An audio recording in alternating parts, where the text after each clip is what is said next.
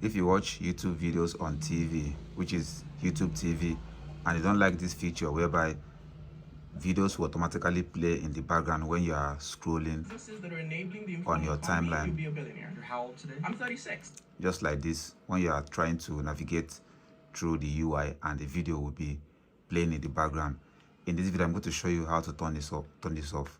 So you have to go to settings.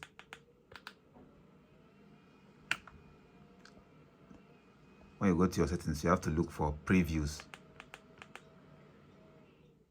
It says video will automatically play as you browse.